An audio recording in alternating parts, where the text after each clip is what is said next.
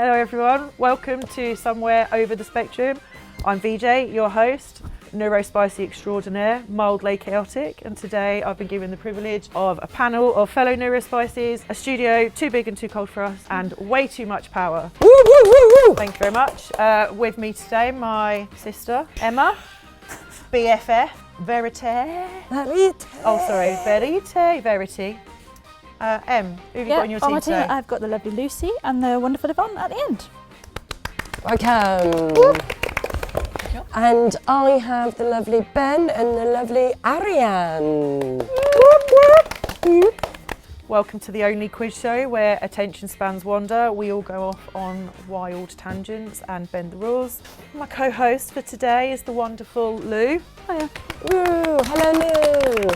Lou, tell the crew what you're doing today. Everyone has some sticky notes in front of them for bonus points, spicy points. I will be paying attention to everyone from the background and the sidelines. If I notice people doing stuff, behaviours that are usually masked or hidden, or that some of the people might not understand, I'll be handing out spicy points because those kind of things don't need to be hidden. At the end, we're going to tally up the spicy points and anything earned from the actual games, and whoever has the most points will be crowned Spicy Supreme Sovereign and will take home this lovely and very rude trophy.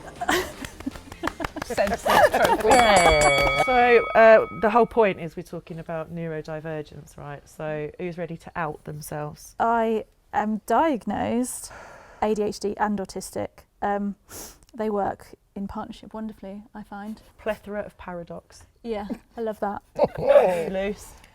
So I am an ADHDer, diagnosed 2016, so a little while ago now, and I am developing a supplement and wellbeing brand for women with ADHD. I have worked in healthcare for 20 odd years, so in terms of neurospiciness, you see it a lot, and it's so interesting how it's developed. The terminology, the language, the exposure over the last few years. What's your flavour of spicy though? How do you mean in terms of? I think they're asking what disabilities you have. Or differences. Not crisps. Yeah, they want to know what crisps you want. We don't say disabilities, I it's do. differences, because it's all of a superpower. I think that for me, ADHD, whilst I don't necessarily identify with disabled as a label, I think partly because my mum had MS and she was very physically disabled, so maybe it's just like getting a different mindset with that. But I do think that it can be very disabling. At a certain point. Ben, tell me what's your flavour? Hi, I'm Ben. So I've been formally diagnosed with dyslexia, dyspraxia and ADHD. And white male privilege. I don't know if that's formal yet. I think we're still waiting on the final word. But you're also sort of slowly persuading me that I might be a bit autistic. But then I'm wondering, does that mean that I'm autistic ADHD? Is that all ADHD? Or DHD. Or DHD, and is that It's a different the golden diagnosis? version of ADHD. Is it the golden version? Yeah. Well, it'd be great to golden. get promoted, and my fingers are crossed for that. Yvonne. Hi. Well, I don't know what to say after all that. My name is Yvonne Odukwe, and I started a charity called Autism Hidden Voices, and as the name says, Hidden Voices. You know, initially we started with, I was representing the Black Asian community. COVID happened. Now I'm presenting the Ukraine, the people running from war and all that. So hence the name Autism Hidden Voices. If your voice is hidden, I will support you. I don't have a diagnosis, but I know I'm not normal. And I think I want to bring to the table, I think I'm going to be the serious person on the table, because I want to bring to the table about normal, underline that like literally bold. So my job here is to make sure I let you know what's the point of all this. What's the point? Over to you. Yvonne, we need to get something clear. I did not hire you today to be serious. Yeah? I'm supposed to be bringing the fun to the table. Oh no, I'm going to bring fun with it. Just checking. I'm bringing fun with it, but I need to put that out take there. everything too seriously today. Ari, tell me what's your flavour? I just have autism, ADHD and dyslexia. Only. Yeah. But what's different about you? You're the only one in the room that got diagnosed as a child, right? Yeah, I got diagnosed when I was 5, where I was put immediately into a special needs class.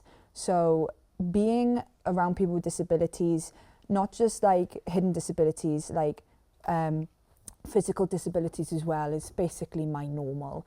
Round one, the horrors of the internet. ADHD doesn't exist, it's just an excuse for troublemakers, right? Yeah. Where did that come from? Somebody's got to clean that up. I think technically, yes, the boring answer, excuse me, Emma, would be that was anything in but children, before all the terminology and research came out, people with ADHD would have been under-supported and viewed as potentially a problem in school and restricted environments because it doesn't suit the spicy individual to sit in a classroom environment. That's the broken one. Mine wasn't to interrupt you, it was to go after. Can you repeat the question again? I really had a point, but then I was listening to you and then I was like, and it's gone. I'm actually a teacher assistant in a special needs class, and there are a lot of children in those classes who haven't got ADHD, but they are labelled as ADHD because they're too disruptive to be in a neurotypical class. So they're put into a neurodiversity class and disrupt the children who generally need support and help. I don't know if I answered the question. Sorry. I think the other problem is psychiatrists just aren't really honest about the fact they don't actually agree about much. There is a study that came out the other day that said that the link between SSRIs, which are a drug to treat depression, Selective serotonin reuptake inhibitors. thank you very much, and depression is now being questioned. Yeah, if you go to any GP, the first line defence, treatment, the nice gold standard treatment is SSRIs. Oh, this one's for you. You can't be ADHD because you've got a job and friends.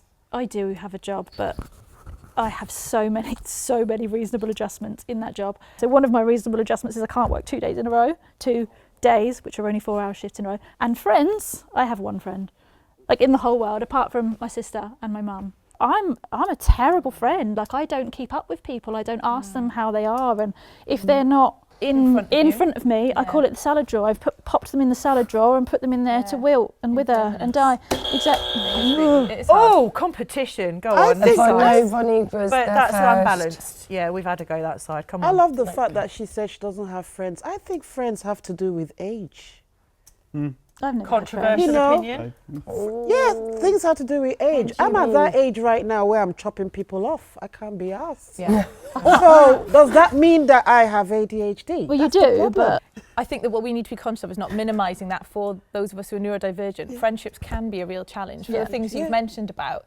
And I can empathise with some of that. I've either got really good friends or I hyper-focus on them because I've just met them or we're together because we're in work or and whatever. then you weird them out. And then just over time we drift just because I'm terrible at group chats. I get overwhelmed with texting. I forget it's their birthday. Or I think of them all the time and then just forget to message them. And you look and it's been 2 years. So that is hard, isn't it? I would say I've always struggled with maintaining friendships and making friends, but then everyone keeps saying I'm a social butterfly, so it's like I don't really understand, I guess, in that aspect. But for me, when I make friends, it's like I'm going to explode, my head's going to pop. And like I am younger, but I'm also at the, sorry, I shouldn't have pointed it out, I'm also at the age of where I am, You're well old. sorry, where I just want to, I also cut people out of my life because I can't be bothered for the drama. And I think a part of autism and ADHD is understanding social cues and understanding who your people are, and what you want to put up with and what you don't want to put up with. So,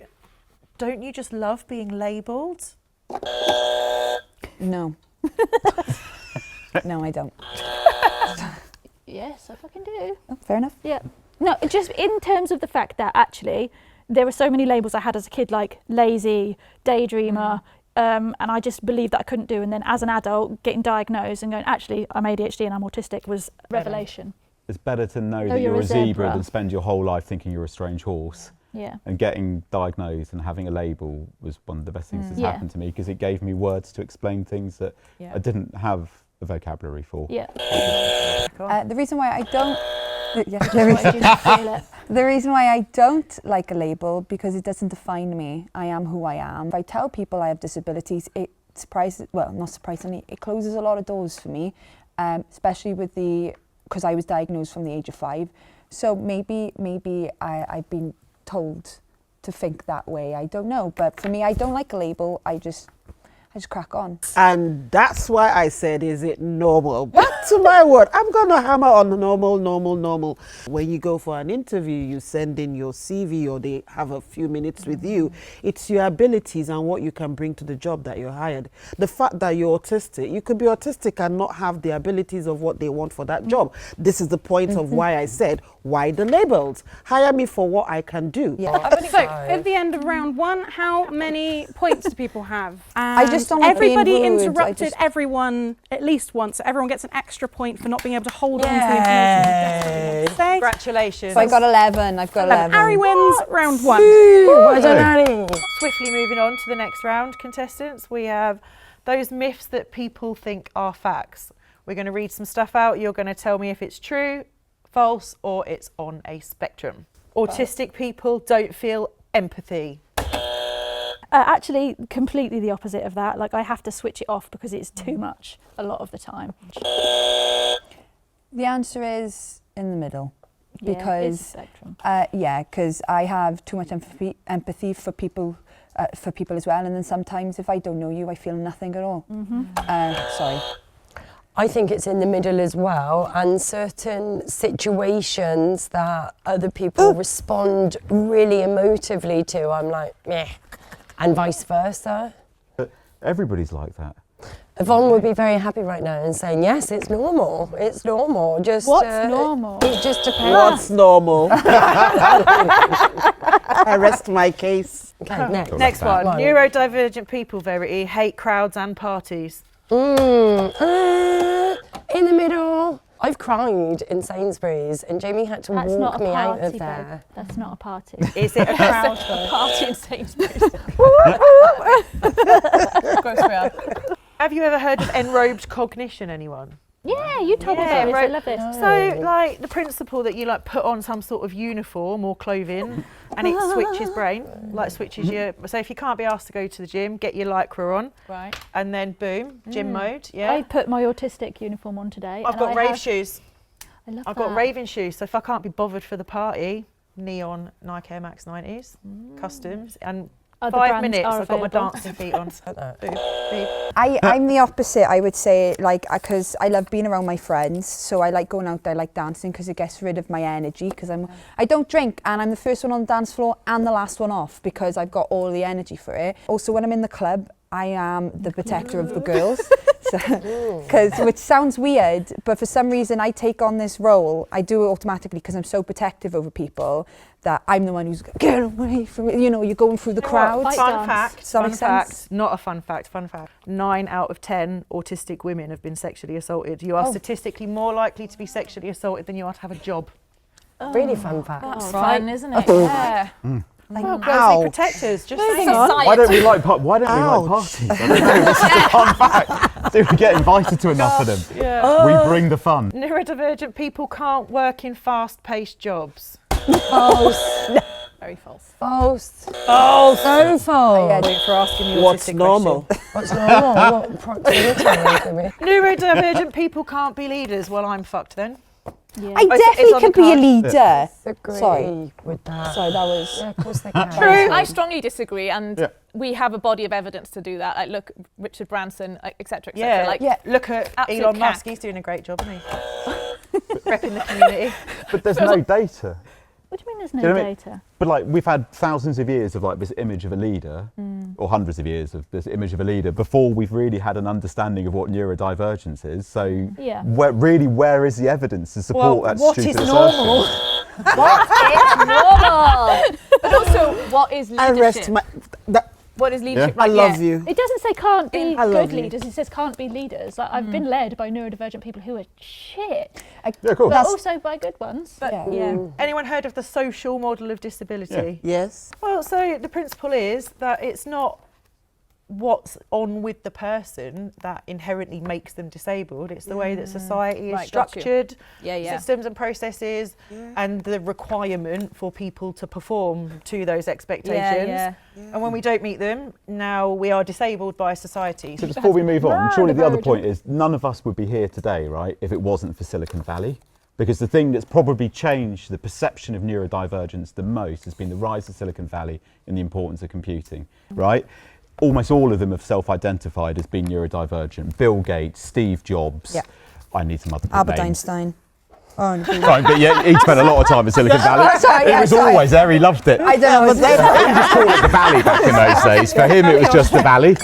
Next round, when everyone's got comfortable, the in the bin round. I want you all to give me an example of something that gives you a hardcore sensory ick.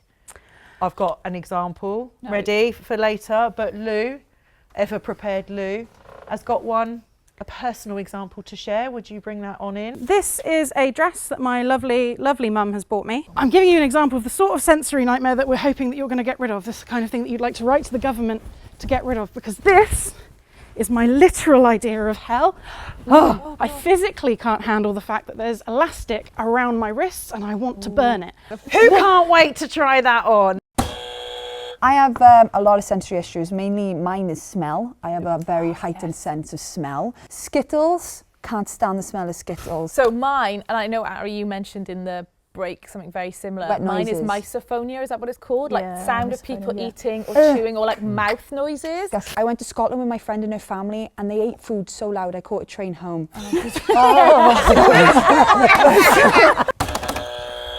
This is probably going to be quite controversial, but children. I have 3, it's at least 2 too many. Children are sticky. Below the age of like 7, children are just sort of wet and tacky and dirty. Can I ask, does everyone here have children? No. No, I don't. I made I've got that. You've got. I mean, not. I don't own them. They just live with me. Yeah, I made the decision not to have children because I just thought I would not cope. So I take my hand off to anyone that does have children. My worst nightmare is to get on the train or the bus, and for God's sake, people don't shower. The body odor, I'm literally have to hold my breath. I mean, I went to London from Cardiff to London. I was holding my breath and going, and unfortunately with that, you don't know who is not, there's no sign for people coming to you to go, okay, avoid. People dress so well. Avoid, because I did not shower this morning. Too many spoons. And there's so many bad smells out there. To pick one is too difficult, guys. It's too difficult. My particular favourite, as well as nemesis, olfactory sense, is being able to tell when somebody has copulated. And obviously, with that, depending on who they've copulated with and showered, you might be in an environment where you're in quite a small space. And that, I think, has got to be one of my particular favourite. It's Verity's superpower. True story. Verity can identify STIs by smell. That's And is this like smell in their general area or like, Yes. Really Yeah, concentrate Gotta get sniffing? So what, someone No, walks no, past not you and you're past just it. a whiff Close of enough. gonorrhea. Is now a good time to bring up that smell and taste are basically the same thing. So if Oh, you can smell something, No. You can taste actually it. you're basically tasting it. So now you can vote for anyone else's sensation, but not your own. You can't vote for your own. Can I give one The to opposite. Verity? I think it was Verity, I want to give you mine because I do want to smell STI from a mile away. That would help me with You my want to? partners. Yeah, because think they're why do you want to She knows smell which it? one she can I get do. really close I to. do because I want to go. Oh, he's really fit. Oh, STI. Pass. Next person. I need to know. STI. I need to know who I'm getting down with. Points for the end of the round. Everyone gets the points for the votes that they got. Lucy got the additional point for VJ's vote. Lucy in the lead. Does any of you have the time on you? Rude. 4-1. Nearly 10-2. Oh, no worries. I'm going to pop off now because I've had enough. All right. You've got Right, more I important will things to do. see you guys. Jog on then. See you later. Bye. Lou, can we have a quick infill, please? Fake Ari, take your seat. Hey, 2.0. On to the next round. I've lost track of the numbers very early on, at number 1 in fact. Next round, I've got a challenge for you guys. Who reckons they can do 1 minute info dump or a spiel on your hyperfocus thing that you've got stuck in your brain, topic of choice? Any takers? Any takers? I'll go first. Right. So my topic of conversation is clothes. My love for clothes and how it is a self-regulating, soothing element. I'm not currently sporting it today, but having bangles going up the arm, really sensory thing, helps bring me down. When I get dressed in the morning, I can't have anything too high on my waist. There's something about the heat that's got to come out of the body. Wool is the best clothing on my skin. I just kind of go, oh, I'm being hugged. Footwear has to be proper, legit. I can't go for this plasticky, tacky type fabric on my feet. Has to be breathable. I went for sandals today. Earrings are a massive sensory input. I love the feel of it like knocking on my face, and you can just kind of like blah, blah, blah. It's nice. Necklaces. Surely that's a minute. Oh my God. That was really nice. Yes, take that, babe. I don't know if I can top it, but I can probably chat for a minute. Timer. Guys, Bluey. Have to talk about Bluey. It is the best kids TV show ever. There are other kids TV shows, obviously. But I am so obsessed with Bluey that I bought a sticker album for myself. And then I realised I have children and they like Bluey too. So what I do is I fill mine in all really nice and perfect edges. Yeah. And then my children, I do like that. who really, what is that? I mean, who does that? Who does that? Animals. And I have to like breathe, but Bluey, let's get back to Bluey. So it is the cutest TV show ever. It is sweet, it is wholesome, it is lovely. It's about dogs, what's not to love. But all parents should be like Bluey's parents, they're great. Actually, no, they shouldn't, because I don't want to be that parent. It's a high bar to live up to. Oh, okay, cool. I don't even need to talk about I feel like Bluey. you could have kept going. I could have done, yeah. So, fun fact, Lou also loves a bit of Bluey. It's so good. Louise, watchable for a children's programme. Like, my I can God, it's actually so watch good. it too. Well, one way to solve who this. can top off Bluey? You can't. Well, I'd like someone's going next. Press the fucking buzzer. I mean, I've got a rant, Yeah, Go cool. for it. 1 Yeah. minute. but it's Hang quite, on. it's quite serious. No, you're already talking. Stop. Right. 3, 2, 1, go. The way we treat neurodiversity in this country is a civil rights issue. This isn't about accommodating a handful of people nicely. It's about the fact that we're systematically excluded from the system by the paucity of educational accommodation given to us. And the issue of this, it's not about whether we can afford to accommodate, it's about whether or not we can continue to throw away money that could be better employed. Because the reality is, if you're neurodivergent and you're excluded from school and you have any other form of intersectionality, you are more likely to end up being either incarcerated or with longer term health complications. So when politicians talk about what can we afford, the question is what can we afford not to do? 2015 to 16, the Ministry of Justice estimated the size of the black market economy to the United Kingdom at 59.6 billion.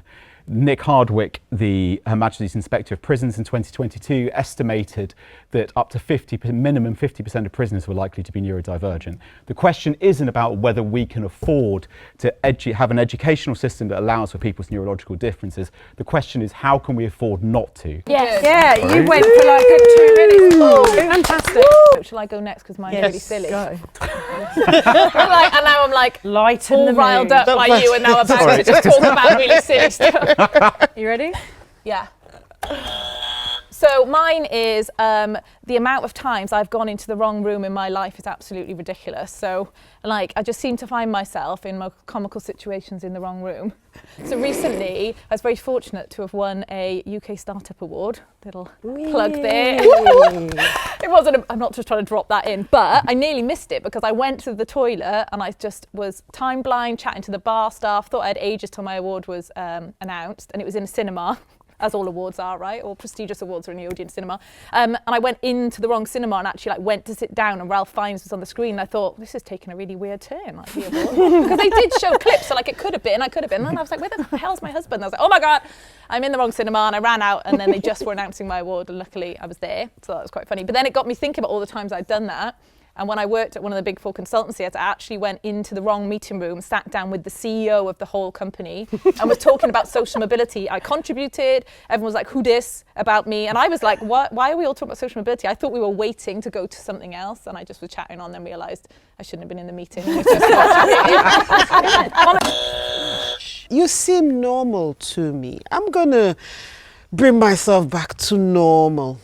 Who created that word? Normal. What is normal? Normal is subjective. Let's start with that, you know? So if it's subjective, then why are we making facts about something that is subjective? It doesn't make sense. It doesn't align, you know, in my books, you know. I meet people every day who want help and they are looking for normal. You know, the system, the world we live in has taught us that there is a framework for normal, but it's a conspiracy. It doesn't work. It's not real. You know, what's normal? You know, the system says we have to be this way. It's not normal.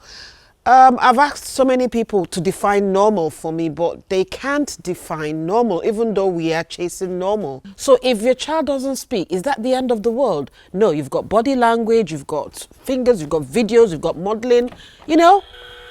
So again, back to the same question. What's normal? Hey. we need a clip of us all going, what It's is normal? What's normal? What's normal? Got to do with it. What's normal? We're taking it. Hang on. Yeah. Go. Okay, I love bees. They're really, really good. But also ants and wasps, because they're actually related. And I didn't realise this as a child. I remember being in the primary school at school and getting stung by a wasp, and it turning out I was really allergic. And I'd always sort of demonised them and been really frightened of them. And then, you know, in your head, you're like, oh, ants are the workers, they're kind of neutral. Wasps are evil, bees are good. And then I remember going to my granddad's garden and there being these carder bees in the back of the garden, and they're floating around and they're being really, and I go, oh, bees, lovely. And my granddad has to scoop me up and goes, no, those are the kind of bees that will sting you to death, Lulu. They don't want you to be anywhere near them. So then I had to sort of reassess it. And then again, and as an adult, I remember sitting in the park and a wasp was flying up, cutting a tiny circle of ham out of my ham sandwich and flying away with it, and me realising they all just want to do what they're doing and survive. And now, despite being allergic to wasps, I love them as much as I love bees. Where am I at time-wise? 52. You've got 7 seconds of nanas to do. Okay, bumblebees are my favourite. I love that they have tiny little underground colonies like goblins. They sort of gravel in polycules of groups of 3, and they raise little eggs. And if you put a flower pot upside down and put a little hose pipe, you can get bumblebee colonies in your garden, and they are wonderful. I've learned something new. Well, I've learned feel a bit exactly. more positive about a wasp. Yeah, they just want protein. Seriously, if you're having a picnic and the wasps are pissing you off, put a slice of ham about 7 foot away, and you can watch the wasps come and go, taking tiny little circles, and then you've got polka dot ham at the end. VJ, you need to decide who wins that round, because they get 5 points. I think Ben has got to get the points Yes. there. Yes. Hardcore repping the community. Thanks, bro. Yes. One thing that you wish people really understood about your neurodivergence. It's not always easy. So I know that people switch between, like, is it a disability, is it disabling, etc., etc. But the thing I really wish that people that really mean well would understand is that when people try and empathise by saying, oh, but I do a bit of that, so I think everyone does a bit of that, they don't realise how minimising it is to the impact on your life. Carrying on from that, it's like a parent, we had to do the test. It was really difficult to think about that. So I'd like the test makers to not, I would like non-neurotypical test makers. Have I said that wrong? Yeah. I want spicy tests. I hope so. Tests made by spicy people for spicy people. So I guess the other one that's interesting is self-diagnosis. And it's not the individual's fault that they self-diagnose, is that nobody should have to self-diagnose.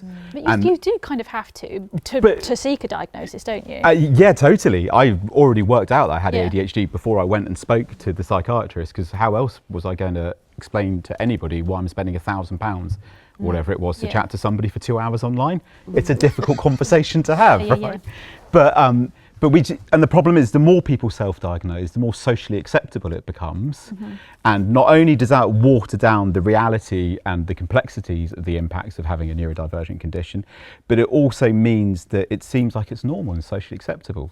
Nobody else walks around going, I think I got a bit of cancer today. Do you know what I mean? But it's like, this is a set of conditions where somehow, out of the paucity of provision, it's socially acceptable for people to have to diagnose themselves and try and explain it. And the problem with people who diagnose, I think if you want to self-diagnose, you should have to go and get tested. Like, I appreciate it's really hard, but you need to do the bit where you start the process, and it's not enough to say I'm a bit ADHD or whatever it might be, because what you're doing is watering down the benchmark of the size of the difficulties we actually deal with and the realities of it. What's the one thing people truly should understand? What's normal? Why should we have tests? I'm going to start with, right down the table. I love the fact that you talked about the fact that we need more spicy tests. Why should we even have a test? Because even if we decide to move from the tests we have now to the spicy tests, we're still going to have a problem when there are spicy tests, because again, in my mind, it's fluid. Everyone is different. Everybody is their own person. So there's not going to be there's almost this need for everyone to want a static set of tests when we are not static people.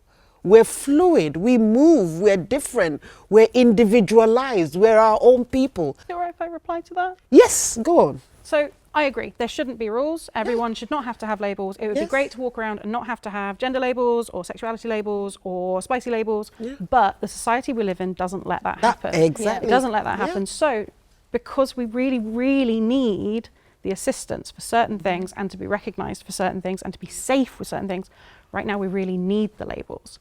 So yeah, hopefully we'll get to a place where the labels perish and we don't need it. But right now, we desperately need better labels so that it becomes normal. My thing I wish people got about neurodiversity, neurodivergence is, fact, the ways that we do things are better. We're better, we're more imaginative, we call them reasonable adjustments. Can you adapt to me? We've planned this whole thing on a Miro board. It's all been interactive. We've been using voice chats and like normal people ways of doing things, but What's normal?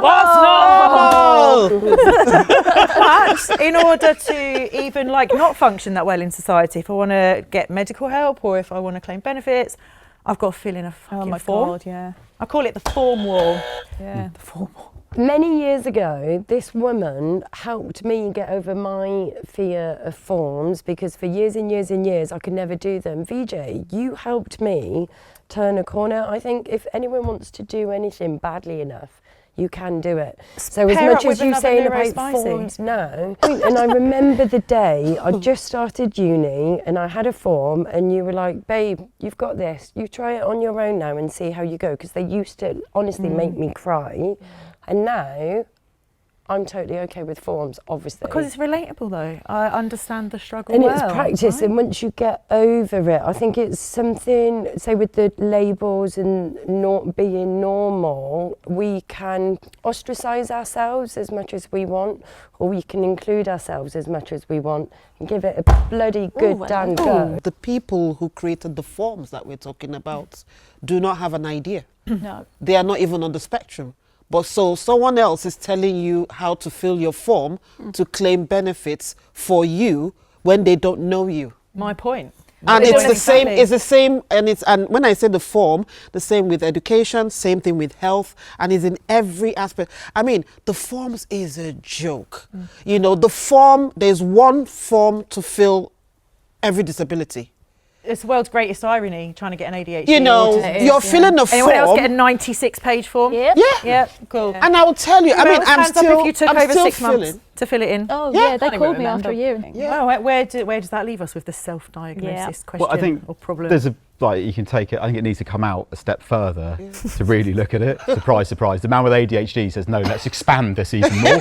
But I think the issue is that we don't control our stories and we don't control them at any level. Yeah. And the problem is we haven't controlled them for so long. Our stories have become co-opted and have become part of culture, right? So, I'm sorry, I'll keep this quick. But basically the outsider myth is just, I reckon, neurodivergence. Yeah. The outsider trope in storytelling is just neurodivergence. We're the person who looks like everybody else but does the weird things. All films, all stories that rely on that are probably just co-opting neurodivergent life. But until we control our stories, we cannot get these accommodations properly understood. And part of the problem we have today in today's culture is that the succession of celebrities coming out with ADHD is great and it's wonderful, but people who have been successful within the system already at communicating to the mainstream cannot really represent to a certain degree the paradigm that many of us live within and under, right? Because it's not that Paul Whitehouse doesn't have great stuff to say and isn't a good voice. Of course he is. Do you know what I mean? It's not that these people, Lily Allen doesn't have a right to speak on ADHD. Of course she does. But it's just, if you've enjoyed something, a success in life that's taken you outside of a social model of disability, how can you truly explain or represent what it's like to be subject to the deprivations of living within a social model of disability? I just have one line. Sometimes I really need them to send me their forms and let me check because I don't believe that. Throw a stone and you hit an ADHD artist. They've asked me to stop throwing stones. They're fed up of getting hit. But can you hear me at the back, ladies and gentlemen? But yeah, we all know about the contribution, but there is no neurodivergent identity. And how can we campaign for change when we're not a group? And what we need is a rallying cry to gather behind. That's why we're all here, mate. That's why we're all here. Agreed, but I think Representation's important, right? Totally. Do you think we'd have all known a little bit earlier if we had seen people a bit like us on the telly and that? Maybe, I hope so. But I think I've got a strap line which I wanted to sort of just pitch quickly, which is no thing is one thing. Because that's kind of us, right? How do you explain the complexities and how everything fits together and how complicated it is? And that's the problem with the form, right? They send this binary size solution for a binary size system and then go, how do you fit into this? And we don't and we can't, and you can't explain it through those terms. And if you've only just found out, maybe we don't have the language. Come on. He's making my point for me. I feel like this is a very deserving team. Yes. Verity, Yes. do the honours, babe. There we go. Well, it's got to be a joint Lou and Ariane. Well, you've got Ariane, and then you've got Ben Sirius, and then you've got the STD smelling lady. Oh, you can't beat that. You cannot beat that. STD smelling lady. You cannot beat that. So I personally give it to that team. Yeah, I think absolutely, yeah. Absolutely. You always be a donkey jailer to me. Thank you, everybody. Let's for turning up and winging it today. And thank you, BBC, for having us. We will see you on the next episode of Somewhere Over the Spectrum. Are we going to sing it out, guys? Come on. Somewhere over the spectrum. Ruined it. Jesus. My nervous system is so dysregulated. These buzzers are that. That's normal.